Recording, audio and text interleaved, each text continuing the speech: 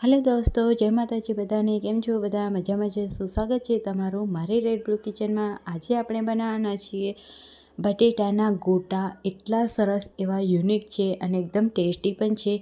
तो अहींया आपणे 1 कप चणानो लोट लेवानो छे, तेने आपणे चाळणीनी मददथी चाળી अने एक बाउलमां लई लईशुं।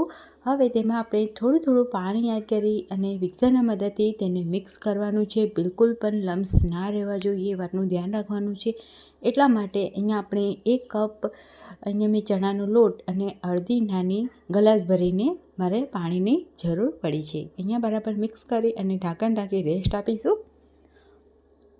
હવે અહીંયા આપણે 2 તીખા મરચાં, 1 આદુનો ટુકડો, થોડા ધાણા લીધા છે અને 10થી 15 લસણની કળીઓ લીધેલી છે, તે આપણે એક ખાણીમાં એડ કરી દઈશું અને તેને આપણે વાટી લેવાની છે। તો અહીંયા આપણે દરદરી આ રીતની પેસ્ટ આપણે તૈયાર કરી લેવાની છે। હવે અહીંયા આપણે એક બાઉલ લઈ લઈશું, તેમાં આપણે 1 ચમચી સફેદ તલ એડ કરીશું, અડધી ચમચી કાળી મરીનો પાવડર, 1 ચમચી લીલી વરિયાળી એડ કરીશું, 1 ચમચી જીરું એડ કરીશું, 1 ચમચી ધાણા જીરું પાવડર। આનાથી ટેસ્ટ છે તે બહુ જ મસ્ત આવશે ધાણા જીરુંથી। હવે તેમાં સ્વાદ અનુસાર મીઠું એડ કરીશું, 1 ચમચી ગરમ મસાલો પાવડર એડ કરીશું અને 1 ચમચી અહીંયા મેં દળેલી ખાંડ લીધેલી છે તે એડ કરી દીધેલી છે।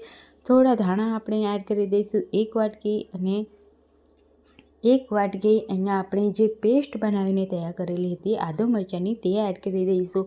અડધો લીંબુનો રસ એડ કરીશું અને મેં અહીંયા 2 મીડિયમ સાઇઝના બટેટાને મેં બાફી લીધા હતા, તેને એડ કરી દઈશું। બરાબર મેશ કરી લઈશું હાથના મદદથી।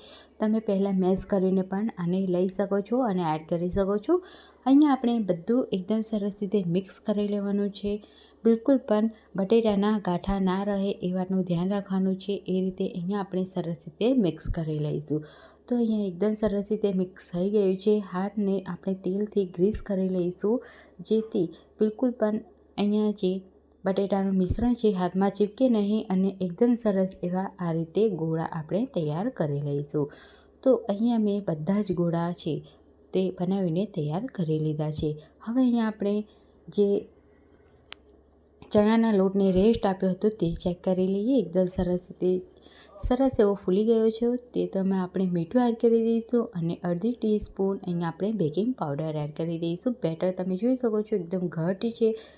હવે અહીંયા આપણે જે બોલ્સ બનાવીને તૈયાર કર્યા હતા તેને આપણે ડીપ કરીશું અને કોટ કરી લઈશું ચણાના લોટથી। અહીંયા મેં બાજુમાં ગેસ ઉપર તેલ ગરમ કરવા માટે પહેલેથી મૂકી દીધું હતું। પહેલેથી જ એકદમ સરસ એવું ગરમ હોય ત્યારે જ અહીંયા આપણા જે બોલ્સ છે તે એડ કરવાના છે। તો મેં અહીંયા બધા બોલ્સ આ રીતે મેં એડ કરી દીધા છે અને હવે બંને બાજુથી ગોલ્ડન ક્રિસ્પી થાય ત્યાં સુધી આપણે તેને ફ્રાય કરી લેવાના છે।